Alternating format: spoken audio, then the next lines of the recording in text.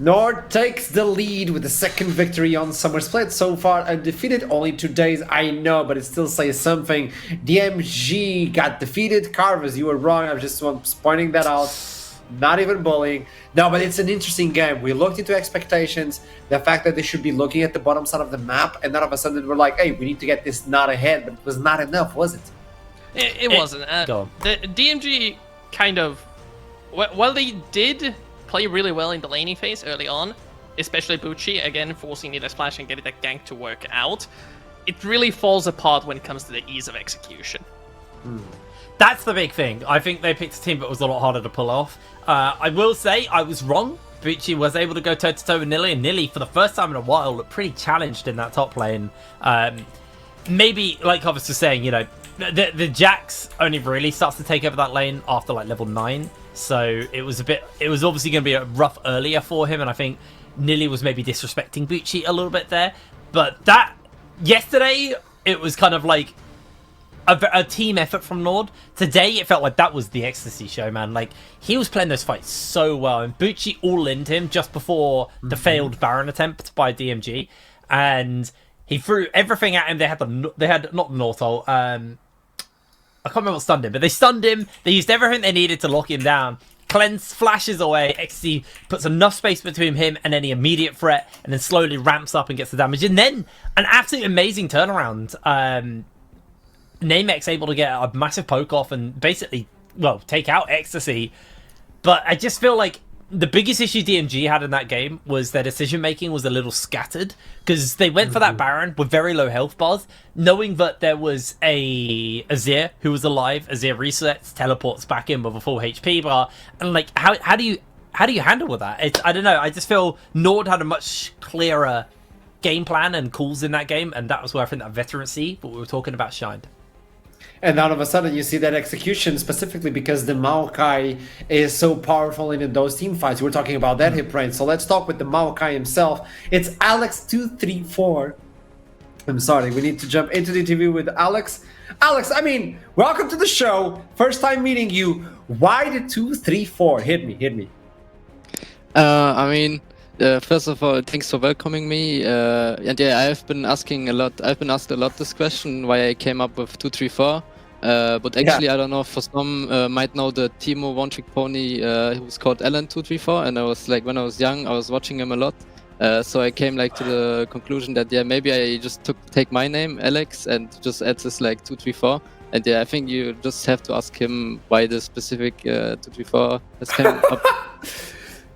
No, I'm laughing because I used to follow him as well, and I was a Timo main back in the day. I was also a disgusting human individual. So yeah, thank you so much. Now I know that one. Alex, you got the 2 wins in a row for Nord. That is interesting for you folks. You played Maokai, but I want to know your playstyle. Do you like to be like the tankier sort of jungler? Do you like to play AP? Tell me more about it. Yeah, so for me personally, I always like see my role in the team to like deliver this style of champion, or like their playstyle what the team needs. And I feel like for now I should rather stick to like champions, for example like Maokai, who can like provide stability, because yeah, as you might know, we are still in the early phase of split, right? And therefore, yeah, when you have like a new roster brought together, the like aspect of stability is always like very lacking, and this champion can most of provide it. But yeah, personally, if you ask me, I prefer definitely carry champions. And yeah, I kind of want to pull out, for example, I don't know, champs like Karthus or Lilia soon, because they are just fun, and I can like play my champion the best out I can. And I believe that I can do that as well. But yeah, for now, I think I will just keep to stick to that champion. And yeah, we will see what the further split brings, right? That's good to know. That's good to know they can pull something different out of the blue. And in terms of synergy and connection with the team so far, the Nord team, you have that experience on the top side. We have Romeo that just doesn't stay in one lane. Tell me something. The last question for you. How's the synergy going between like rookies and experience? How is the team working so far? Yeah, I mean, in the start it was like kind of shaky if you ask me, but yeah, with the time we managed to play together, we have like a lot of scrims for now. I think it like got better from day to day, and you could like really feel it by watching our games in scrims. And yeah, I think it's still in officials we are a bit like excited and stuff, and we need to try to be more calm. And I think yeah, then we can also try to show our face from scrims in the officials. And I think this should be our main priority right now. Sounds good. Thank you so much, Alex. Pleasure to meet you. Good luck for the next Thank week, and you guys are pulling it through. Have a nice one. Yeah, all right. Thanks for having me. Bye bye. There you go. That was- good to know that not only can he play tank, but also he can play the carry. Tell me, Hipbrain. I just want to know what's happening in his bedroom, man. Like, there was a lot of censorship going on in the background. Yeah. Like, that was a blur. Like, I was so curious. he didn't make his bed. That's what that was. He didn't make his bed. I've had it. You think like, so? Players, yeah, 100%.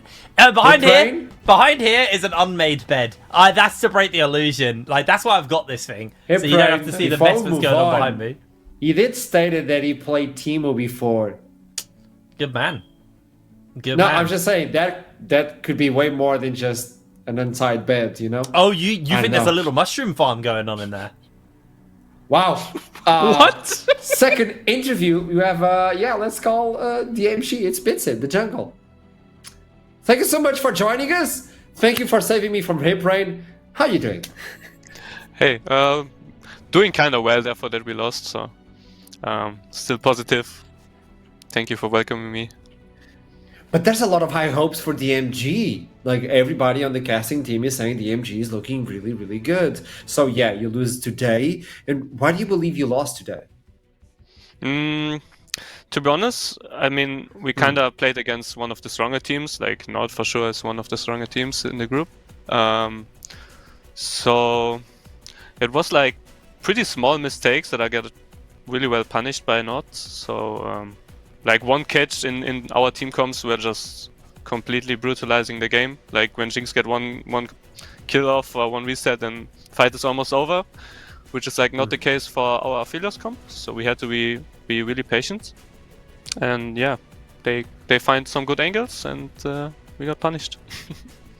Now, looking at playstyle for the MG outside of this game, we've seen some glimpse of what you can pull. What do you say it's the personality or the thing we should be looking for the most towards the MG in the future? The playstyle that you can pull off as a team, not only individually. I mean, I think we improved a lot on our macro plays. So like we have good mid into side lane plays, and then when we get a lead, I think we're really good on playing from ahead. So our early game and mid game will be our focus, and I think we're also really strong on that. And yeah, so everyone should be careful of us getting a lead in early. Okay, getting a lead early could be dangerous for everyone else. Thank you so much, Bitsit, for the interview. I wish you the best for the next week.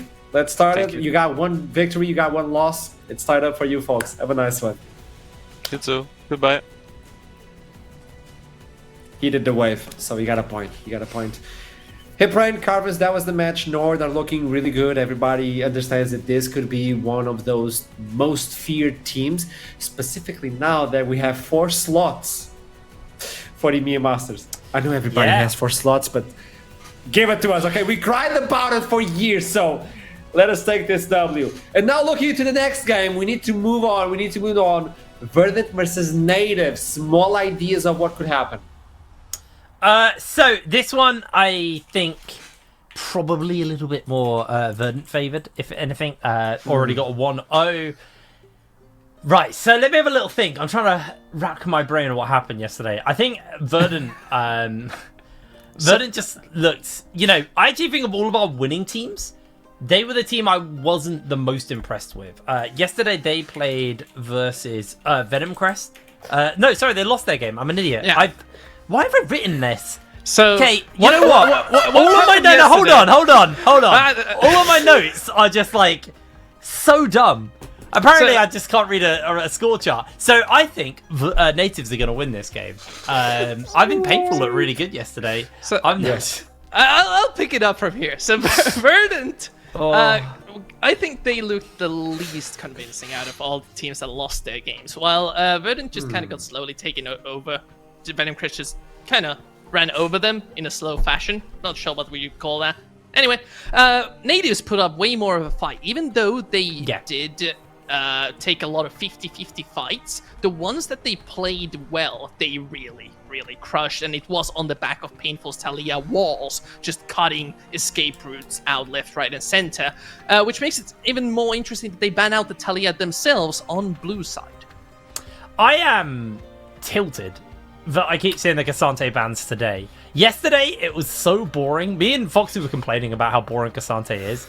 It was 3 games of Cassante, and now he's been banned for the first 2 games. First of all, good job, teams, for recognizing how unbelievably unfair Cassante is as a champion. Yeah. But now seeing where the adaptation comes, we're seeing the Tristana mid, most likely here for Painful. Space could put it out, but it is that flex pick. With the Talia banned away, that kind of, to me, feels like it probably will be the Trist mid. And then the question is okay, where are they going to find that AP? Are they going to go for one of these kind of hyper-farming AP junglers, the Karthus, the Lilia, the champions who can really abuse that Blackfire Torch? Even Brand is getting played off the back of it as well. So there's a couple of champs that can pull that out. You could then also maybe move towards a Rumble top, like we saw from Nord yesterday. So you free up an AD mid by the fact that Blackfire Torch can kind of give you the ability to play these AP top laners. Right now, though, Verdant Argalot himself, the Syndra in, and the Jinx. So very powerful kind of mid to late game scaling coming in from these two. Curious to see what the answer is going to be from natives. I would like to see something like a Nautilus. You got 2 relatively immobile champions locked in there. Nort ult is going to completely ruin their day. The target selection when you have 2 immobile characters like Syndra and Jinx, that's also quite good. Syndra can kind of self-peel with the E, but seeing like a Sejuani Nautilus double rotation here would just ruin the day of Verdant. You already have 1 resetting champion with Tristana able to chase down after the initial engage. You can just kind of draft the press R and go after the enemy's composition. But the Rumble blind would be very interesting. I love this, though. I actually really hope this does get locked in because, like we were saying, we're looking for champions that can punish these immobile champions. Rumble, Sejuani, Tristana, like, this is nasty playing into this for Verdant. So now it's on them to find a solid answer for this. What do you pick into this Rumble? Which, again, technically is flexible. I've seen a few people pulling this out in mid. Realistically, you expect to see it go top lane, but it is a champ that could go into the mid. And I quite like what they're hovering here. It looks to be locking in the Vi. The Vi will have the ability to follow the Tristana no matter where she goes with her W. They go away from that and go for the Ivern. A bit of pocket healing and shielding. Personally, I think I like the Vi more than the Ivern. The Ivern is leaning towards more of a protect the Jinx style composition where Syndra provides some secondary engage, follow-up, and burst. But you mentioned that the Rumble can go mid. Yeah. This is not the only role it can go into. We've seen support Rumble show up occasionally. True, We've seen even jungle Rumble sometimes show up, but support is what I'm looking at the most. You pair this up with something that provides a little bit of utility, and this Jinx will melt on a bad fight. Yeah, that is a very good point off the back of that. We'll see, though. I still think I'd like to see the likes of a potential Nautilus getting picked up here. ADC is getting banned out by Verdant, knowing that obviously this Trist is there. And maybe they're trying to force the Trist into that bot lane and get a different mid lane pickup for them. The Yone getting banned away here by natives. Looking a little bit towards Shihan in the top side and taking away things that could kind of scrap and deal with this Rumble. There's other champs with kind of range abilities that could come into the mix. Things like a potential Jace. Although I don't know if Jace really slots into the Verdant comp all that well. For now, just banning away the Rel. Don't want to give an engage support because I think right now Verdant's biggest lack is any level of engage. Starting to find a bit of engage there, but that is only one pick really. You need to kind of have, you know, something of a bit more kind of AoE where, you've got the Sejuani who's going to jump into the mix, the Rumble ult that comes down from natives. All they've really got is a hook and an ult coming in from this Nautilus. See what the answer is going to be, though, for the rest of their picks as they lock in that Nautilus. That does take away the Naut from natives, which is what I wanted to see natives picking up. It's also a way to fish for information whether the Rumble will be picked for the support, for the top. Where are you going, Rumble? They also need to protect themselves and give that counter pick to Shihan, as you were debating a little bit earlier, as we need to see the finishing touch for natives composition. By the way, Dem helping the coach moving into Denmark, the Danish coach. Oh, painful special coming. Wait, it's Rumble Jungle. Oh, no, it could be Sedge Jungle. I'm an idiot. It could be Sedge Jungle. It should be, but now you got the Z and the Blitz. I love it. I absolutely love it. Tristana is the AD carry at the end of the day. Yeah, no, I think this makes sense. Supposedly. I genuinely think this is partly due to Verdant banning away so many ADCs there.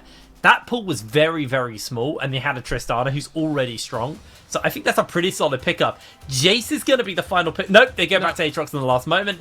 I think that probably forces the Rumble into the top lane. I'm not particularly a big fan of if they go for the Sedge versus the Aatrox top side. I think the Rumble handles that a lot better. But yeah, the Zed getting picked up. This can be proper miserable for Syndra. The good news is, it's a good and bad news here.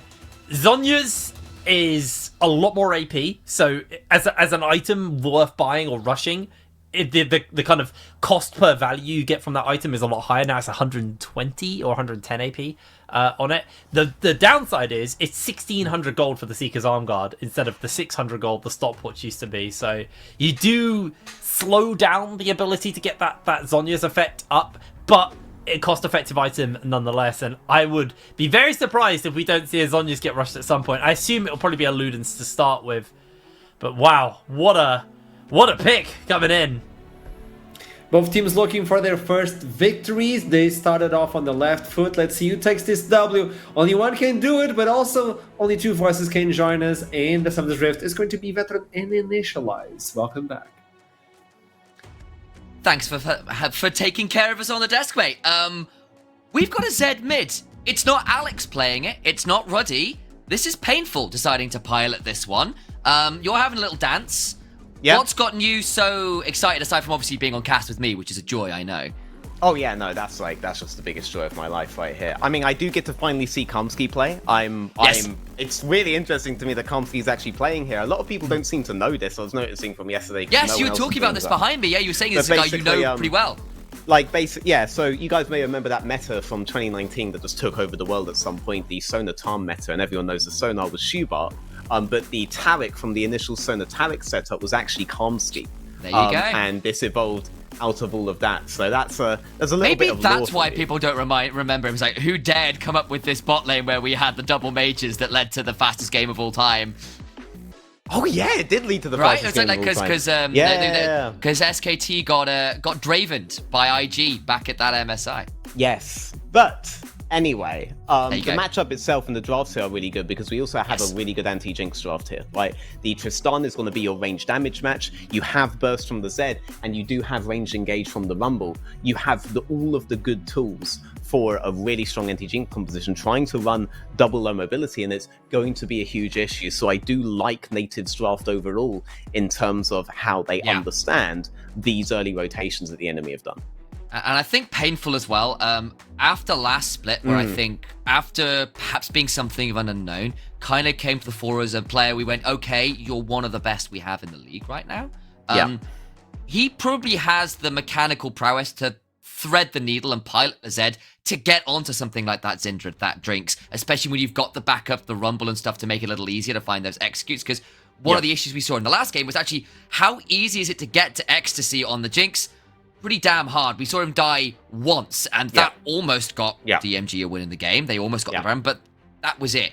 This time around, it feels like, as you were kind of saying, got the Zed plus other ways to threaten the backline, which should be pretty good. Got words from production. It's time for us to head to the Rift. Let's go.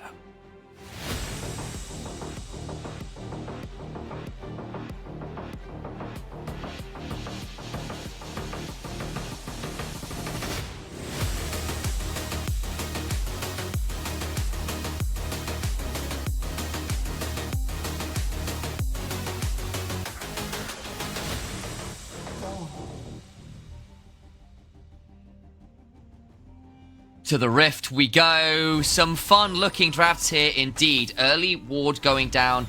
The enemy jungle, courtesy of Verdant, looking to see what they can scout. Art to start from Highbridge on that Sejuani.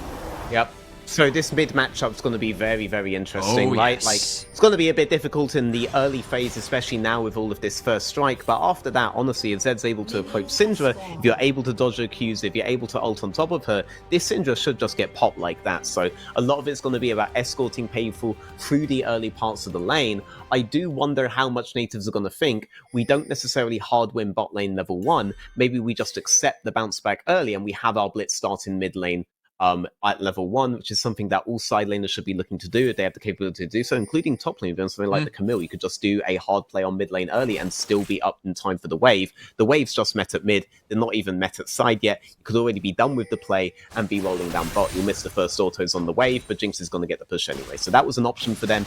That time has now passed, so now we're back into my favourite portion of the game, standard lanes. Yeah, we heard a lot about that in the last game and how much you love specifically standard lanes and no other variety. Yes. But I suppose this time around you have got significantly more, shall we say, volatility. Blitzcrank inevitably brings that just by being in the game, and if we do start to see some of those movements around the map, or for whatever reason vision control begins to drop, face checking a Sejuani, Rumble, Zed, all backed up by a Blitzcrank sounds pretty damn scary to me if I'm a Verdant player. It does. Kalmski, though, going to get the level 2 first along with Nice. Drop, by the way, a player I'm very excited to see finally playing in the NLC. This guy's been a long time coming. I've actually been recommending him to teams for years now. A very, very phenomenal AD carry who also rolls up to support, who also rolls up to coach within the last couple of years, because this guy has a brain as well as the good looks of a Jinx player. And am I right in thinking he used to play with Hunt, you were telling me as well? That used to be a bit of a duo back in the Well, day. that used to be, there was an attempt to make the Hunt X Dropper thing. It didn't necessarily end up occurring. Drop's done his own thing, Hunt's done his own thing. The fact that they both coalesce into the NLC at the same time kind of fun. is a pure coincidence, but I love it. I'm going to love to see Drop v Hunt there, but that's going to be more like a personal rivalry for me. It's not really like a thing outside of that. I'm not sure if that's Proud Dad or no, or oh no, Mum and Dad are fighting. Which way round is it for you? I'm not fighting with anyone, and I'm definitely the dad in this scenario. Only peace from Veteran, never known for any Twitter beef in his life, that's for sure. True. Space and Ball playing this one relatively safe for now have the level 3, but obviously with Kalmski in the bush, you kind of feel like, yes, Blitzcrank can land the hook, but I feel like the extended CC of the Nautilus, pretty scary to manage. Yeah, but right now it should just be as simple as we have this built-up wave, we play with our minions, Blitzcrank's not going to be able to do anything, we don't necessarily have to risk anything to get this wave in because we have such advantage of our comp, we should get it in, and then make the decision, do we want to play an additional wave or not, as Ivan looks to show top side, just in case the Sejuani moves in to contest this wave, and it would be a good timing. Yeah, it would be a good timing. Everyone's going to be here. Dopamine still not spotted. Now lands the root caller, but the Arctic Assault afterwards into the permafrost. A lot of damage onto Shihan, who begins to back away. Autumn to death. Autumn to death. The autos are pretty annoying alongside the red buff, so no one falls, no summoners burn. Dopamine being in the right position to counter gank it turns around what could have been a bit of an ugly moment. Both top laners at about half HP, and Dopamine just recalling in a bush of his own making. A little bit of an awkward situation here, though. Oh. Bit of damage going back. X-Drop taken very low. Space gets the reset with the bomb going off. Ball very low. The rockets are pretty high. There's a ward in the bush. Gets a supercharge away. Kamsky flash for the root into the damage. There's the Riptide. Another root. Ball goes down. X-Drop gets 2. The Disruptor himself disrupts the bot lane and ends the perfect harmony. The ironically named Space going in a little bit too far there, just to get dropped by the Jinx. Oh, it's all over. It looked so good for a second, but there's just so many wards in the bushes, they cannot drop vision. And Kamsky lands root after root after root, gets flashes, gets autos. You cannot ask for a better Nautilus sequence. Hang on. Could still get a bit ugly. I don't think whether Highbridge wins that, despite the mana being a little dicey for Verdant's bot lane. Definitely a man who's played Tarek at some point in his life right there from Kamsky. As Dopamine notices Painful wants to use his level 6. Painful's actually gotten every single bit of XP. He got level 6 the wave early, which means that he was there for every single minion's worth of XP. You do get level 6 at 445 if you're there for every single bit of XP, which is why normally we still say it's a standard 530. That was a window there. Harbo's now feeling the pressure. He has to be landing these Qs. He has to be making it not worth the Painful to go in, because Painful basically has an R for R there at any point, has a W for AQ to be able to get in on top of Harbo. Harbo does have to be careful. Harbo's late game damage is really big, but again, this is all stuff where Zed does have an answer for it. Zed just needs to land that R on you once, and you should get popped. Got to pull it off though as yet, and of course Zed that falls behind the end in the pace of the game. That's the phrase I'm looking for. Can still end up feeling a little bit anemic. You go in, you do about 10% of someone's HP, and you go, well, my work here is done, and swishes off into the night, and that's not where you want to be. Has gone for the Ionian Boots early. Of course, Zed does love that ability to cycle through some of those cooldowns and manage that energy a little bit better. I'm trying to remember. There's a really good Zed player on EU West who makes really informative. There you go. He's dodged a stun. That's the big thing you need to do if you're looking to set up all in. As long as he keeps doing that, he will eventually be able to kill this Syndra. Top. It's the Alaris. Needs to be a little bit aware. Does have the flash and the equalizer. Doesn't burn the equalizer, but does burn the flash with Dopamine being around. Harbo is also leaning towards that top lane. So now the star on the Grubs will commence. But of course, Shihan doesn't have the ult anymore, and Rumble does. This could get a bit dicey yet. It could, but it looks like natives with the skirmishing power of the Sejuani in early. This is the theory behind people picking Sejuani to Ivan, is that Sejuani can force more skirmishes, can force more ganks in the early laning phase, and is better at doing so. And they're using that pressure to deny all these new projects from Ivan. The initial Grubs and the Infernal Drake, those all pay big dividends, especially the amount of burst and damage that they have on their team. If they're able to win one of these fights to Grubs, it's going to help them secure more and more turrets. If they can go for 6, they'll be able to overload.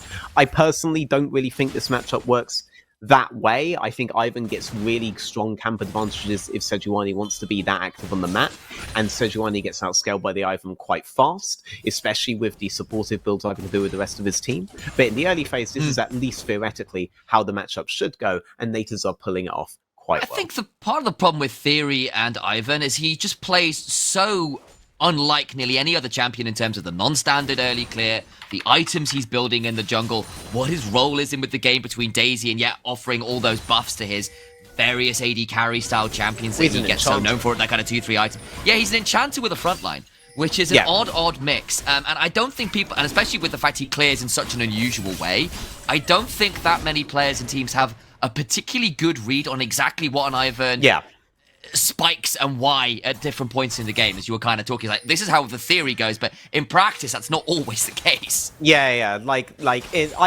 mean, when in practice it doesn't go that way, I also think you do have to evaluate the theory again. I don't necessarily think the theory behind this matchup is entirely correct. And when it comes to Ivan, I think a big thing people don't account for is that we haven't seen a proper Ivan yet. I'm one of the people who think, let's wait for this play to happen before I go on my huff about Ivan. Oh! Good hook. That's not bad, but that just brings space into a depth charge, but he gets to jump away himself and will be just fine. Ball now in danger, though, especially because Daisy is summoned. Ball's taking a lot of damage. Rocket does work. Now Hybrid is going to come on over. Karmsky gets another knockup. The damage is back. It's just not enough. Gets one back, finally. Painful now coming on down. This could still get different, but look at X-Drop trying to drop a few more bodies. Permafrost is available. Will not be able to stack it. And the W goes wide. X-Drop continues to do veteran proud. No bias to be found here on the cast. He loves this player if you hadn't worked it out. Two goats in the bot lane there with both Top and Karmsky doing work, and Doping over there as well. Sorry, for a moment there, with those kills coming up, I thought they'd gotten the kill on Zed on bot lane here, but this is all just delayed from earlier. Shihan though, feeling it. Of course, now we're looking at a gold lead that's looking pretty significant for this timer in the game, especially considering, once again, it's where the gold lead is. We saw a Jinx that got giga-fed last game, and it became very difficult to manage. I feel like there are tools to manage the Jinx, but you need to not keep bleeding over these leads, especially when you've got an Infinity Edge sub 10 minutes.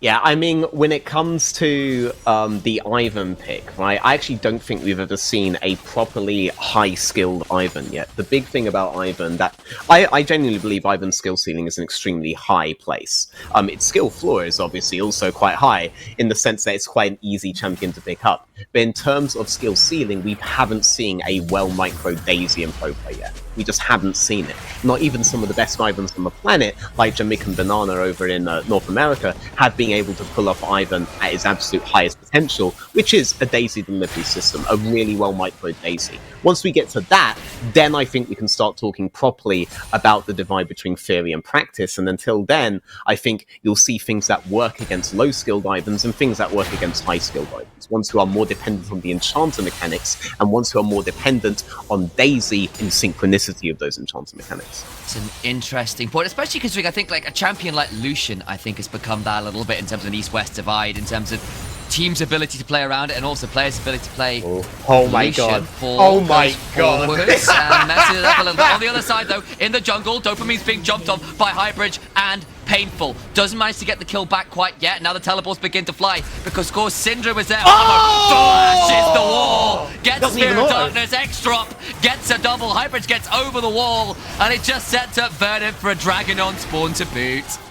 So Blitz moving up at the point where the waves would be absolutely desync, and in doing so, figures he gets an angle where he could maybe hook the Jinx, but the Jinx uses Nautilus as what Nautilus is, a cannon minion that has a really obsessive hook, and they create a perfect line against that pick-based champion, against that hook-based champion on the Blitzcrank, and are able to output DPS, and suddenly Bull goes from being in a position that might be good against any other bot lane pairing, but not against the Calmsty X-Bot pairing, which is already showing insane synergy this early on in the season.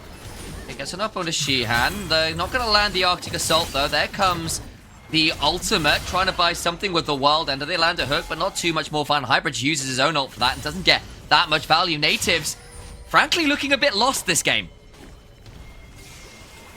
I mean, they're getting quite heavily pressured here. None of the things that they're trying to do on bot lane is working out. The Jinx is already 501. If you do nothing, Verdant are just going to slowly win over time. So they are in a position where they should be forcing things. This may lead to them looking lost every now and again, but they are doing the right thing. You have to go down fighting, because bringing the play into a 50-50 position is the best thing you can ask for right now. So go for these flip plays, go for this aggression around the map, go for these scenarios that might not go so well for you, because doing nothing will go poorly for you.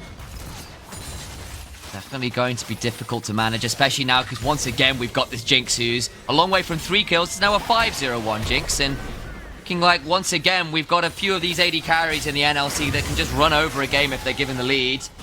X-Drop, well and truly in a position to carry the game. 2k individual advantage is a pretty sharp divide between the Tristana for space and the Jinx for X-Drop. Yeah, I mean, this guy is currently a little bit fed on one of the scariest champions of the game to be fed on, but let's not underrate native scaling here. Yes, we did just talk about how doing nothing's going to lead to a losing state, but if they are able to bring the game to an even position in these 50-50s, elongate the game by doing so, then the Tristana is going to be a ranged DPS match. Jinx doesn't just automatically outrange her like she does against most champions later on. The Rumble is going to be a significant threat to Jinx's positioning. It's going to really bottleneck the areas where X-Drop can play into, and if Painful's ever able to find any angle to follow any of these people up, that Jinx is going to die no matter how many shields we put on them.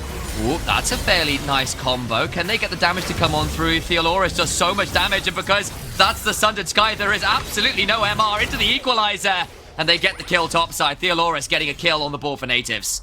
That Rumble in particular, that's the guy that you're really worried about as a Jinx, because he doesn't need to find angles where he's safe from the Nautilus, where he can get his skill shots through like the Blitzcrank does, or anything like this. If he is in presence and there is a line between him and Jinx, no matter how many people are covering it, he's able to land that Equalizer, and that's a flash burn, that's a barrier burn, that could be a burn of so many different things, and then suddenly your next setup is going to be much easier. So Theoloris, if you are a Natives fan, that is the guy you're looking for to make it happen, unless Painful's able to find the angle, because we're seeing him get really hard pressure on side on bot there. He should be able to match the Syndra on side, so if he's able to create these paths where you could maybe flank into the back line, maybe that's another point of additional threat. So a lot on these solo laners right now to get things done for Native. Shihan, not again. This is going to be the problem as the side lanes, as you were talking about. When the vision disappears and a Sejuani and a Blitzcrank set up for the likes of the Zed to get killed. Hello? Theoretically, that's the final ult out to get the kill down, but looked a little bit dicey for a moment. The Aatrox healing was beginning to kick on through. Eld, yep. And big thing is that with the amount of time they spent pursuing that on bot lane, they're going to lose the whole mid section for it. They're able to get a kill, they're able to get some kind of a condition onto their team that they would want, but the kill itself didn't actually go towards Zed. And a lot of teams will still think about it in terms of, I'd gladly trade the tier 2 side for a tier 1 mid, even with the gold increases, just because of the options it affords you on the map.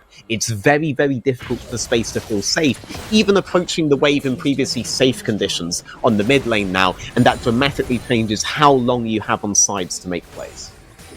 Yeah, I think that's a fair point. The only thing I'll note is you do have this Zed who's going to be probably the apex split pusher this game, with the fact they've also got 5 grubs, and Theoloris, as we kind of said, look, that's the sole AP. People aren't realistically building a lot of magic resist against him. Should have an okay time theoretically in some of those side lanes too. You can play to split the map wide, especially when you've got the Blitzcrank and the Sejuani, and maybe that becomes a way of drawing pressure away from space in mid lane by just saying, look, we're going to take control of a quadrant of the jungle, play towards tier 2s in the sides, and force you to come contest this or die in the 3v1s. Ilji. The Zed's name I was trying to remember was Ilji. He's a British Zed I was player. wondering where that name came from out of nowhere.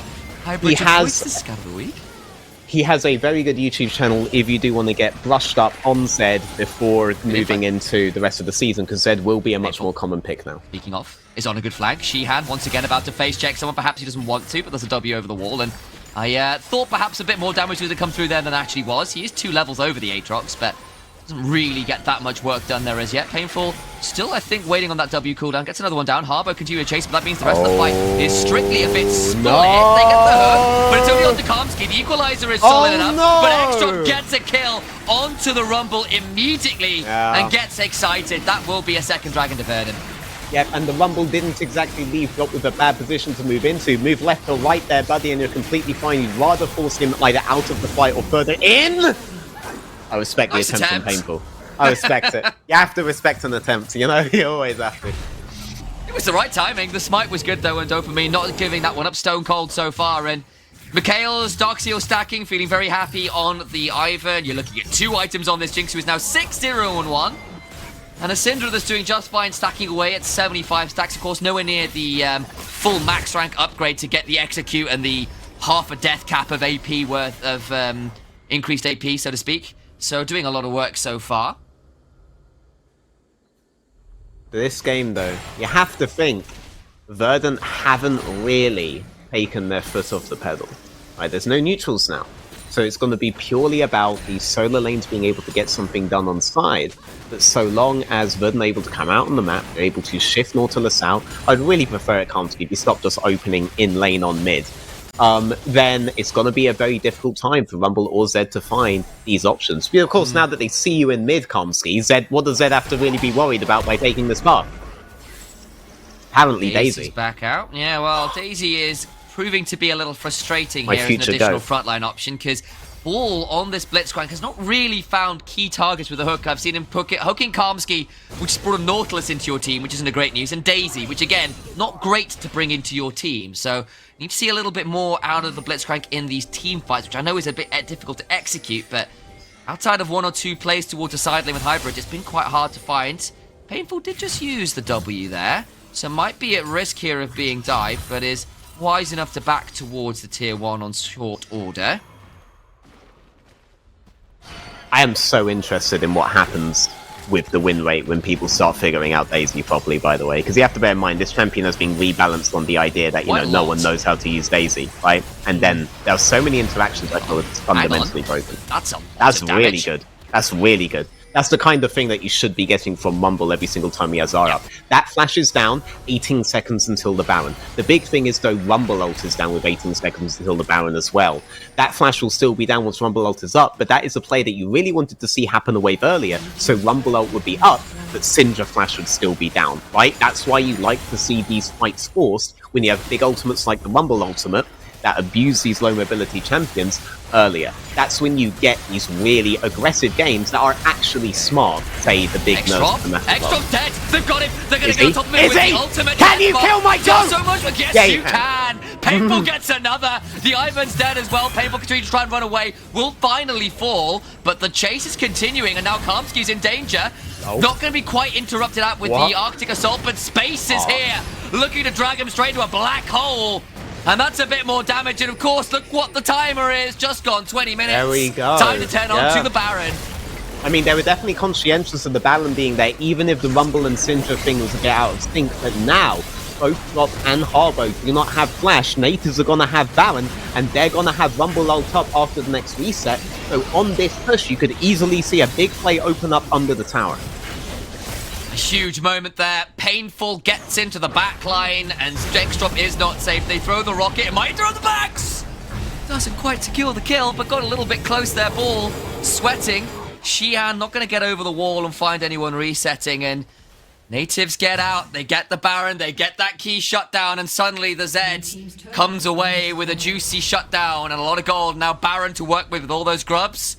Natives right back in it. Yeah, a little bit close for comfort, I think, for Natives and the many Natives fans out there. But luckily, they were spared the pain this time around.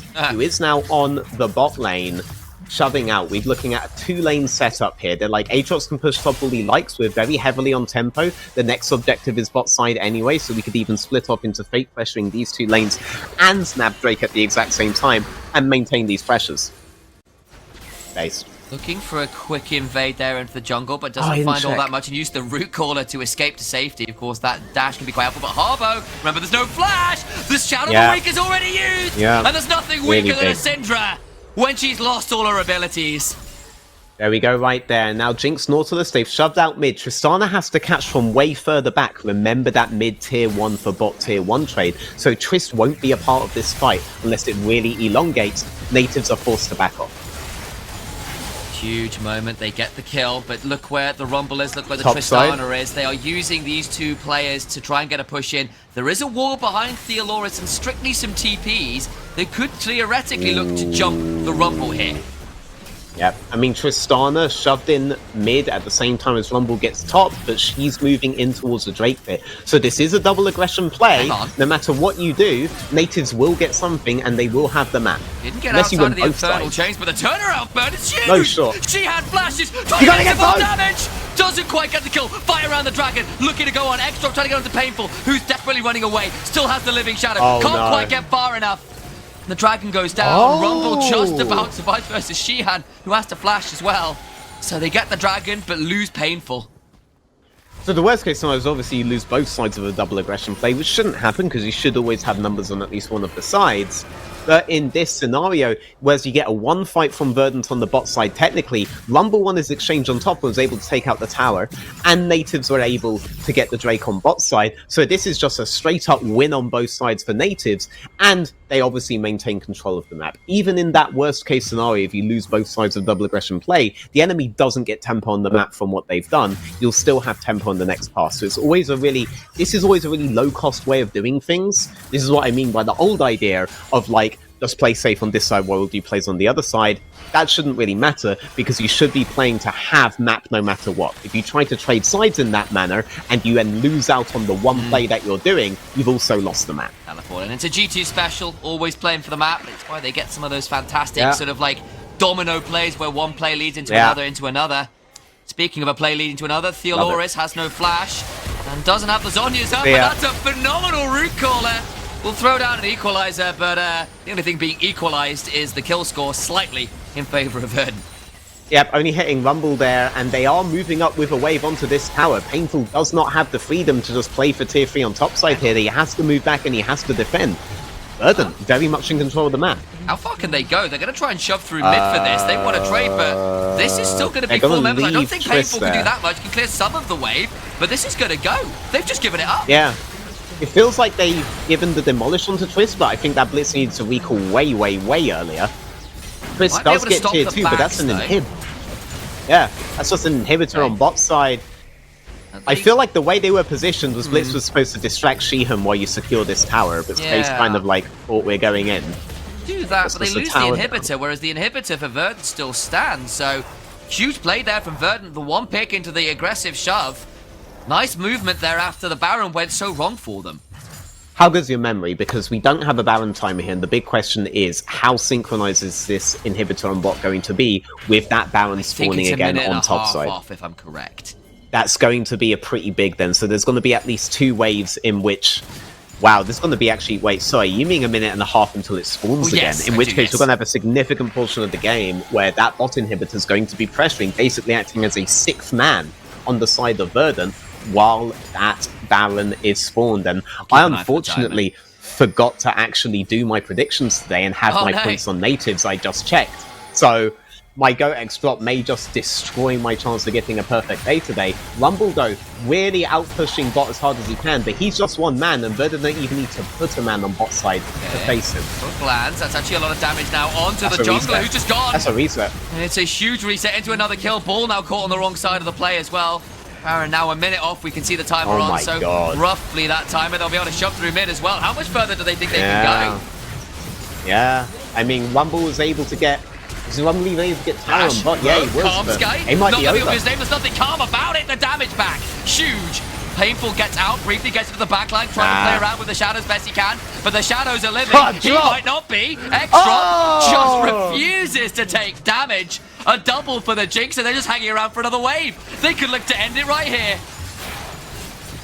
Yeah, right here and right now, dropping out to Behemoth on this Jinx where there was an anti-Jinx composition on native. Flash The anti-Jinx together. plays weren't completely full coming. He gets the wave! No. He gets the wave! It's important. The Flash, the Zhonya's, Yeah. the Flame Spitter holds the wave, and the game survives for now. But it's another death. They are a little low, perhaps, for starting the Baron straight on spawn, but they think about the resets and decide, no, we want to give it a go regardless. Yep, they live to fight another day here. The Baron is up, and the inhib is up on bot side. It's for a at little least slow. Hang 4 on, or that's 5 dopamine more stopped. waves. How much further do they want? Because that's with the delayed That's a resets. I big wonder whether interrupt. natives can get towards the Baron here. Yeah. Well, I mean, with that massive delay on tempo there, I think they do just They can start get the another Baron and they have an She item get back advantage. again. Ball misses. Oh, TP. Ball needs to flash. Needs to go. He's dead anyway. And now it's a 2v4. Oh. They've tried to stop the backs. It's gone a bit wrong. The Buster Shot comes on through. The Allura's 5 seconds off. Now the Baron becomes a real possibility for Verdant. Yeah, for Verdant this time instead of the natives who did have item advantage, but unfortunately Bull just walks right in there. Not very good Bull from him, and Zed is trying to clear out bot side, but to what extent is that even going to really matter in this position? Verdant are going to have Baron, they're still going to have Inhibitor down on mid. Getting any side that they want is going to be a fairly easy task for them. Soul point secure, but natives, after a solid play to get the Baron, a couple team fights afterwards, have seen them fall away again. 4 items on the Jinx is just so difficult to manage, and Harbo on the Syndra is inches away from a death cap and nearly at max stacks as well, when all the early woes and lack of impact in the game will start to turn around again, because Syndra does scale a lot better than she did a few seasons ago. Oh yeah, a lot better. But the conditions are still essentially the same for Zed and for Rumble here. She's still very threatened. She's not tankier as a result of her changes. Sonya's so she is still kind of has to be fake very worried. tankiness, that's it. Yes. And that should get burned fairly easily by one of them, and she burns it for one, she's not got it for the other. You're burning it on Let's see what Syndra. Are happens. you killing X-Drop? And can you get both at once? That'd be the golden ticket. But if they're Yep. positioning well, easier said than done. And there's a redemption, an ardent sensor, and Mikhail. Dopamine is there to try and keep people And alive Flash. on top of it all. That too, big moment. Summoner spell. The Chompers come down, trying to zone people off. They get a stun. It's on to Karmsky, who takes some damage, but not lots yet. The hook afterwards will be the Nautilus dice. Okay, Nautilus is down, but so too is the Rumble ultimate. So too is the Sejuani ultimate. Zed ult though. Zed ult is still up. Let's see if he can do something with that. He needs to get onto drop, to be honest. Arbo's not the guy doing the damage on the fight. It's that guy Rocket deleting afterwards Zed. is huge. Gets to pull back. The damage continues to fly on through Shihan. Oh. Stepping down. I think that might just be the game. Highbridge dead. The Jinx rather doing so much work onto the towers. Natives, have you got anything left in the tank? Any way of stopping this before X drops them like they're hot? The fire burns. A Scout of the Wing comes on through. Painful has the power unleashed. Knocked back away with a Buster Shot, but it's only a momentary delay as X-Drop turns their eyes towards the towers. And finally, the Nexus 2. Verdant come out on top in this game 2 of the day. Phenomenal 2 games from both Xdrop and Hunt, actually. I know it's a bit more of a personal thing for me, but I'm really excited to see them face off against each other late in the split, preferably in a huge best of, because right now these guys are outputting the level of performances you need to carry towards that playoffs bracket, and I would be really excited to see them go into each other. And shout outs to Kamsky as well. What an insane game from him. Hook after hook after hook after hook, just landing over and over and over again. Brilliant performances. I mean, even after that 2v2 bot went the way of the Jinx, they get the 2 kills, the Blitzcrank doesn't land that much value, and they get that snowball. It was looking really good. I mean, credit over to Natives for finally getting that combo, getting that punish in that top lane tier 2, getting the Baron, bringing themselves right back into it. It just wasn't quite enough. And what isn't going to be quite enough is the amount of time we've got left on camera, because we need to cut to a break, and the analyst desk will be taking it away from here.